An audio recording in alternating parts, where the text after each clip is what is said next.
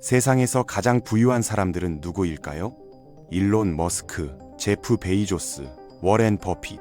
대부분의 이름은 익숙하죠. 그런데 지금 이야기할 남자는 그 어떤 억만장자보다 강력하면서도 놀랍게도 대부분의 사람들은 그의 이름조차 모릅니다. 그는 단순히 돈이 많은 사람이 아닙니다. 대통령의 조언자이자 전 세계 부동산 시장에 보이지 않는 그림자 지배자. 그의 한마디, 한 결정이 국가의 경제를 흔들고 수백만 명의 삶을 바꿉니다. 그런데 말이죠. 이 모든 걸 해내는 이 남자는 유튜브에도 뉴스에도 거의 등장하지 않습니다. 그는 스포트라이트 대신 권력의 이면을 선택했습니다. 오늘 우리가 파헤칠 인물, 그의 이름은 스티븐 슈워츠먼입니다.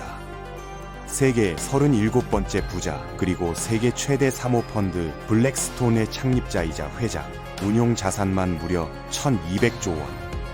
그가 움직이면 전 세계의 돈이 따라 움직입니다. 하지만 더 놀라운 건 이 천문학적인 부와 영향력을 가진 남자가 왜 일반 대중에게는 거의 알려지지 않았을까요? 그 답을 찾기 위해서는 그의 과거로 거슬러 올라가야 합니다.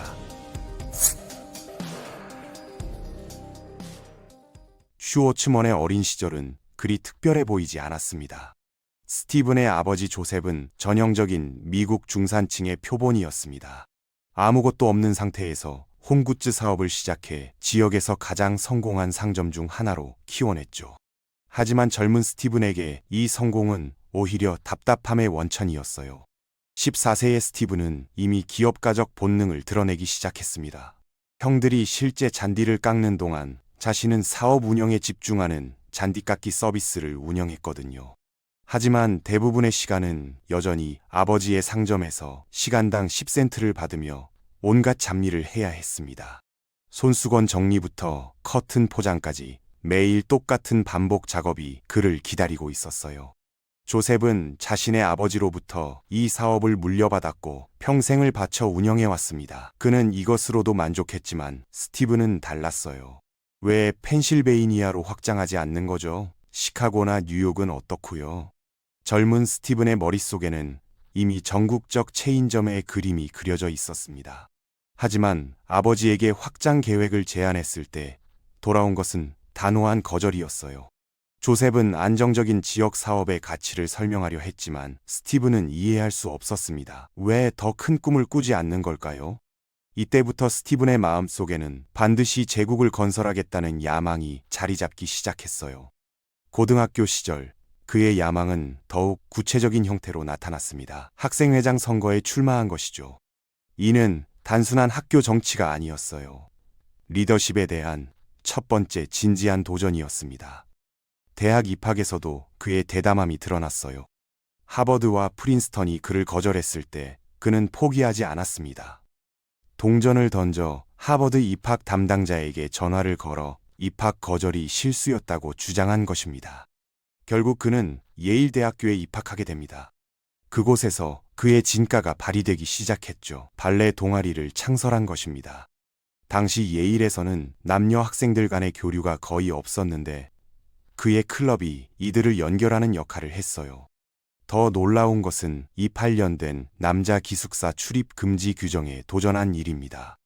여학생들이 남자 기숙사에서 시간을 보내는 것을 막는 오래된 규칙이었는데 스티븐은 이에 맞서 싸워 승리했습니다.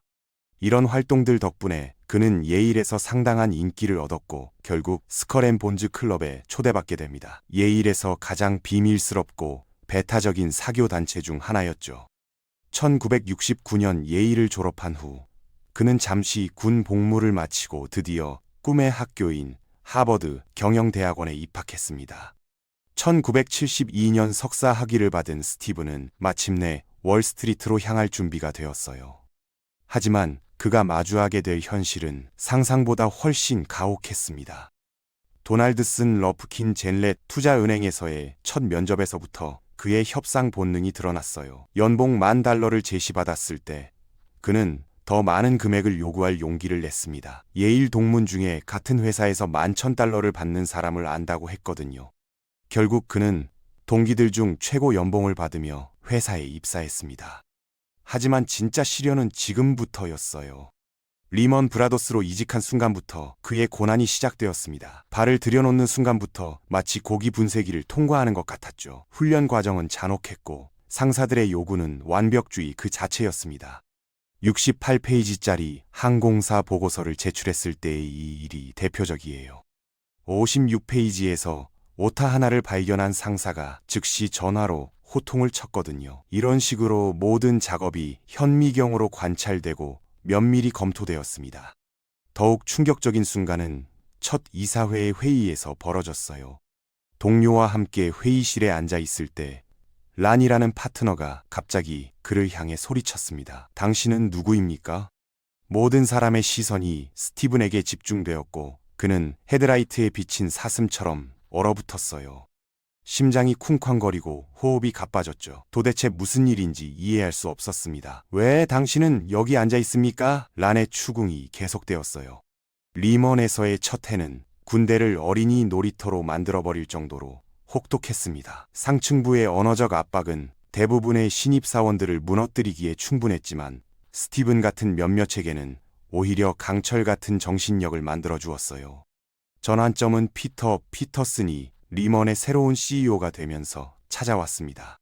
피터가 그에게 특별 프로젝트 도움을 요청했고 일주일 후 회의를 요청했을 때 스티븐은 또 다른 질책을 예상했어요. 하지만 피트는 이상하게도 만족스러워했습니다. 리먼 같은 곳에서 친구를 사귀는 것도 금처럼 귀한 일인데 CEO와 친구가 된다는 것은 상상할 수 없는 행운이었어요. 하지만 곧 다가올 폭풍을 막을 수는 없었죠. 피트와의 우정 덕분에 스티븐은 리먼에서 전례 없는 속도로 승진했습니다. 6년 만에 그는 회사에서 존경받는 인물이 되었고 파트너십도 눈앞에 두고 있었어요. 그런데 바로 그때 인생을 바꿀 거대한 거래가 그의 무릎 위로 떨어졌습니다. 트로피카나 오렌지주스 회사의 CEO가 전화를 걸어온 것입니다. 스티븐이 이전에 그들을 위해 작은 업무를 처리한 적이 있었는데 이번에는 여러 구매 제안 중 어떤 것을 받아들여야 할지 조언이 필요하다는 것이었어요. 지금까지 처리해본 것 중 가장 큰 거래가 갑자기 그의 앞에 나타났지만 스티븐은 이에 대한 준비가 전혀 되어 있지 않았습니다. 그래서 그는 어떻게 했을까요? 즉시 본사행 다음 항공편을 예약했어요. 도착했을 때 이사회 전체가 모이기까지 단 1시간의 준비 시간만 있었습니다. 비행기에서 급하게 조사한 내용만으로 수백만 달러 규모의 거래에 대해 조언해야 하는 상황이었죠. 얼마 지나지 않아 스티븐은 집에 돌아와 의자에 앉아 있었어요. 손에는 위스키 잔이 들려 있고 재즈 음악이 흐르는 가운데 그의 얼굴에는 믿기 어려운 표정이 떠올라 있었습니다. 그는 해냈어요. 혼자 힘으로 5억 달러 규모의 합병을 성사시킨 것입니다. 시간당 10센트로 손수건을 팔던 소년에게는 나쁘지 않은 성과였죠. 거의 모든 사람이 합병 성공을 축하하기 위해 전화를 걸어왔습니다. 하지만 모든 사람은 아니었어요. 안녕하세요. 당신이 누구라고 생각하십니까? 전화 너머로 들려온 목소리는 차가웠습니다. 당신이 트로피카나 매각 거래를 진행했다면서요? 월요일에 해고할 겁니다. 란의 부사장이 분노에 차 있었어요. 그는 다른 고객을 위해 트로피카나 인수 거래를 진행하고 있었는데 이제 매각이 완료되었으니 그의 거래는 물거품이 된 것이었죠. 월요일은 사형 선고처럼 다가왔습니다. 란의 부사장이 사무실로 돌진해 와서는 피를 보겠다는 듯이 달려들었어요. 그는 회사의 모든 고위 임원들과 회의를 소집하고 부정행위를 선언하며 회사가 슈워츠먼을 해고할 것을 요구했습니다. 다행히 피트도 그 회의에 참석했고 스티븐 슈워츠먼은 어디에도 가지 않을 것임을 분명히 했어요. 트로피카나 거래는 성공적으로 완료되었고 스티븐은 31세의 나이에 파트너가 되었습니다. 그가 그토록 원했던 모든 것이었지만 축하는 오래가지 못했어요. 회사 내부에 쿠데타가 일어나려고 하고 있었거든요. 스티븐은 CEO인 피트와 점점 더 가까워졌고 피트의 지도 아래 회사는 기록적인 실적을 올렸습니다. 하지만 리먼에는 루라는 인물이 있었어요. 그는 악명 높은 성격으로 유명했는데 한 번은 화가 나서 사무실 벽에서 전화기를 뜯어내 거울을 깨뜨린 적도 있었죠. 루는 천천히 피트에게 압력을 가하기 시작했습니다.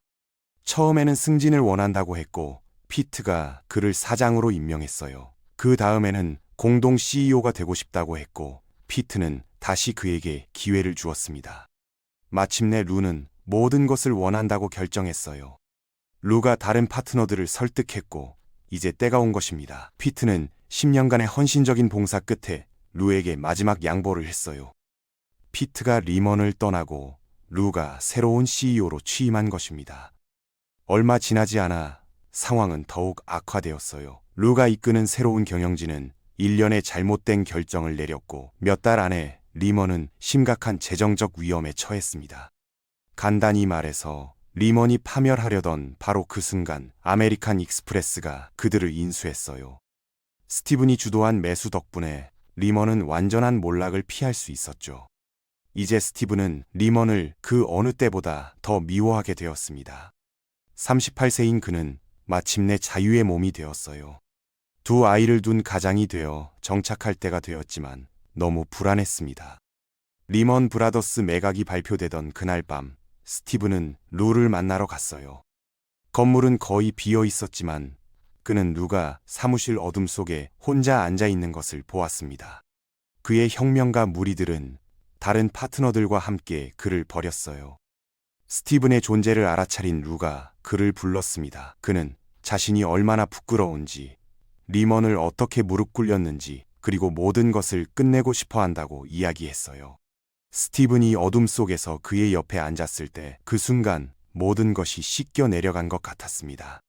리먼에서의 경험은 스티븐에게 최고의 순간과 최악의 순간을 모두 보여주었지만 이제 그는 자신만의 사업을 시작할 준비가 되었어요.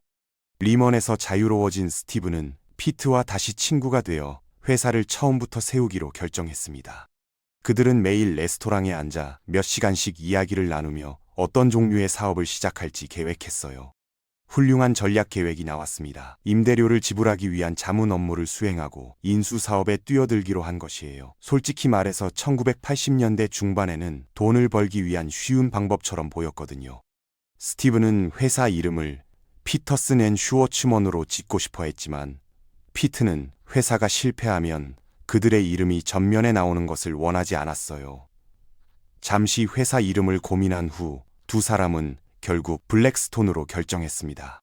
사무실 임대 계약을 맺고 접수원을 구하고 명함을 몇 장 인쇄했어요. 두 사람은 각각 $200,000를 투자했습니다.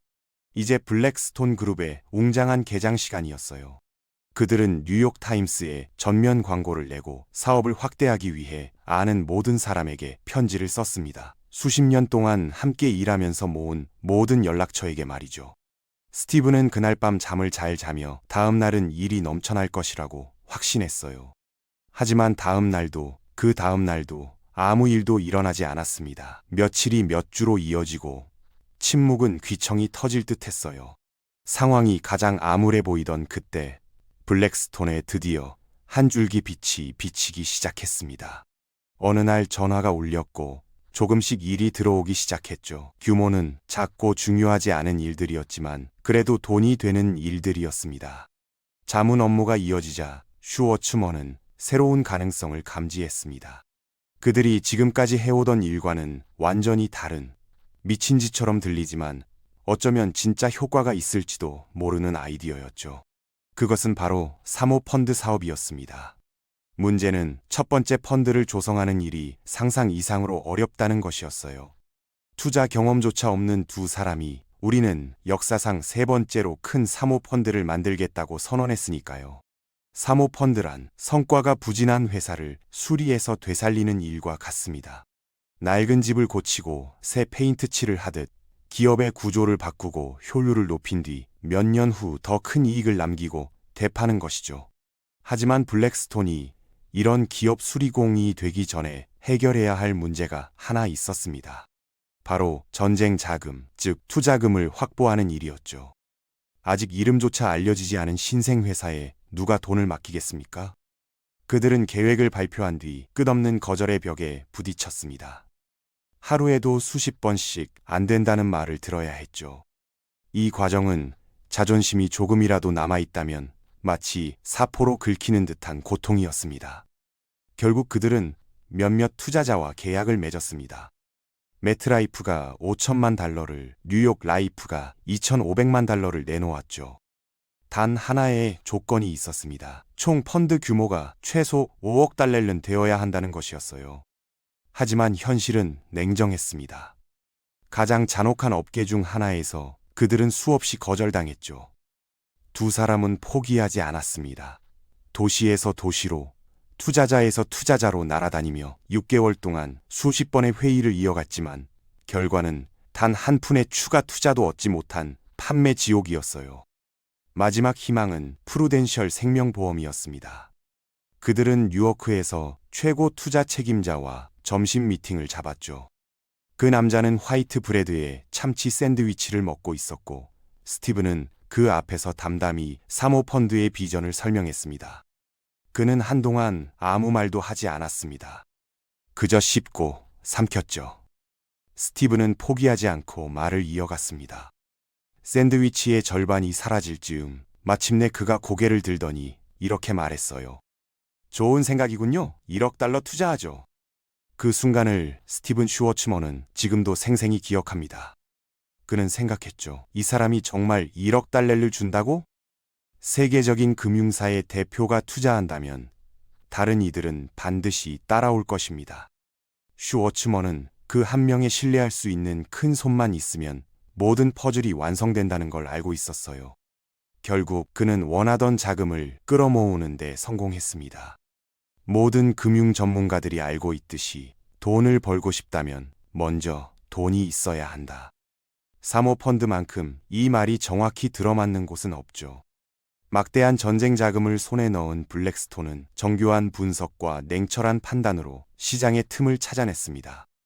이제 그들은 단순히 회사를 고치는 단계에서 벗어나 완전히 새로운 차원의 권력의 움직임을 시작했어요.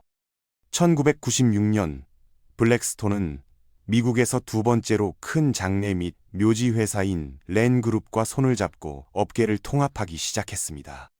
먼저 로즈 힐스를 2억 4천만 달러에 인수했고 이어 렌의 최대 경쟁사인 프라임 서시지션을 2억 9,500만 달러에 사들였죠. 같은 전략은 곧 얼라이드 웨이스트에도 적용되었습니다. 1997년 얼라이드와의 파트너십을 시작으로 블랙스톤은 주요 경쟁사인 브라우닝 패리스를 인수하며 폐기물 산업의 지형까지 바꿔놓았어요. 블랙스톤은 산업을 통제하는 법을 알고 있었습니다. 시장 구조를 설계하고 언제나 자신들의 말이 마지막이 되게 만들었죠. 그 사이 블랙스톤의 펀드에 투자한 사람들은 연평균 20% 이상의 수익률을 기록하며 기쁨을 감추지 못했습니다. 이 엄청난 성공은 다음 펀드 모집에서도 폭발적인 반응을 불러왔습니다. 투자자들이 몰려들었고 1997년 블랙스톤은 무려 40억 달러 규모의 거대 사모펀드를 조성하는 데 성공했어요. 하지만 블랙스톤의 진짜 걸작은 따로 있었습니다. 그것은 바로 부동산이었죠. 블랙스톤 부동산 소득 신탁을 중심으로 그들은 힐튼 호텔, 벨라지오 리조트, 번 레저 등 세계적 상징이 된 자산들을 하나둘 인수했습니다. 그 결과 블랙스톤은 세계 최대의 상업용 부동산 소유주가 되었어요. 미국 주택 가격이 급등하던 시기 그들은 거의 30만 채에 달하는 주택을 사들이며 미국 부동산 시장의 거대한 그림자 정부가 되었습니다. 이제 블랙스톤은 690억 달러에 달하는 부동산 자산을 보유하며 역사상 가장 강력한 REIT 중 하나로 성장했습니다. 그들은 모든 경쟁자를 제치고 1조 달러 규모의 초대형 금융 제국으로 부상했죠. 오늘날 전 세계의 젊은 금융인들이 가장 일하고 싶어하는 곳이 바로 이곳입니다. 폭발적인 성공은 창립자들을 스타덤으로 올려놓았습니다. 피터 피트는 결국 은퇴했고 스티븐 슈워츠먼은 여전히 블랙스톤의 회장으로 다국적 금융 제국을 이끌고 있습니다. 그의 영향력은 상상 이상으로 광범위합니다. 오바마, 트럼프, 심지어 앙겔라 메르켈 같은 세계적 정치 지도자들까지 그의 자문을 구했죠. 하지만 이런 성공이 하루아침에 이뤄진 건 아닙니다. 스티븐 슈워츠먼의 성공 비결은 무엇이었을까요? 첫째, 그는 결코 포기하지 않았습니다. 리먼에서의 굴욕, 블랙스톤 초창기의 침묵 그리고 사모펀드 모집 과정에서의 수많은 거절에도 그는 멈추지 않았습니다. 오히려 그 모든 실패를 연료로 삼아 더 강해졌죠. 둘째, 그는 관계의 힘을 이해했습니다. 피터 피터슨과의 우정, 예일에서 쌓은 네트워크, 심지어 한때 적대적이었던 루와의 화해까지 모든 인연이 결국 그의 성공을 완성시켰습니다. 셋째, 그는 위험을 계산할 줄 아는 전략가였습니다. 돈을 잃지 않는다는 원칙을 지키면서도 결정적인 순간에는 과감히 베팅했죠. 트로피카나 거래는 그 대표적인 사례였습니다. 넷째, 그는 시장의 흐름을 읽는 눈을 가졌습니다. 1980년대 사모펀드 붐을 미리 내다보고 부동산의 잠재력을 일찍 파악한 덕분에 블랙스톤은 누구보다 먼저 미래의 흐름 위에 올라탔습니다. 마지막으로 그는 실패를 두려워하지 않았습니다. 리먼에서의 쓰라린 경험은 그를 무너뜨리지 않았고 오히려 다시 일어서게 했습니다. 그는 그 실패에서 배운 모든 교훈을 자신의 회사 운영에 철저히 반영했죠. 오늘날 스티븐 슈워츠먼은 단순한 투자자를 넘어 세계 경제에 보이지 않는 설계자로 평가받습니다. 그의 결정 하나가 수백만 명의 일자리와 수조 달러의 자산에 영향을 미치죠. 각국 정부는 그에게 경제 자문을 구하고 젊은 기업가들은 그의 성공 스토리에서 영감을 얻습니다. 하지만 그의 이야기에서 우리가 진짜 배워야 할 점은 이것입니다. 성공은 결코 우연이 아니라는 것. 아버지의 작은 가게에서 시간당 10센트를 받으며 일하던 소년이 세계 37위의 부자가 되기까지. 그 길에는 수많은 시행착오, 굴욕, 실패, 그리고 멈추지 않는 도전이 있었습니다. 성공하기 위해선 전사의 강인함이 필요합니다. 더 큰 삶을 꿈꾸고 현실에 안주하지 않으려는 용기가 필요하죠. 스티븐 슈워츠먼의 인생은 그런 정신력이 어떻게 한 사람의 운명, 그리고 한 시대의 금융 지형을 바꿀 수 있는지를 보여주는 완벽한 사례입니다. 그리고 그의 여정은 아직 끝나지 않았습니다. 블랙스톤은 여전히 새로운 산업으로 확장하고 있고 슈워츠먼은 오늘도 다음 기회를 찾고 있습니다. 그가 증명했듯 진정한 성공이란 목표에 도달하는 것이 아니라 멈추지 않고 더 높은 곳을 향해 나아가는 것입니다.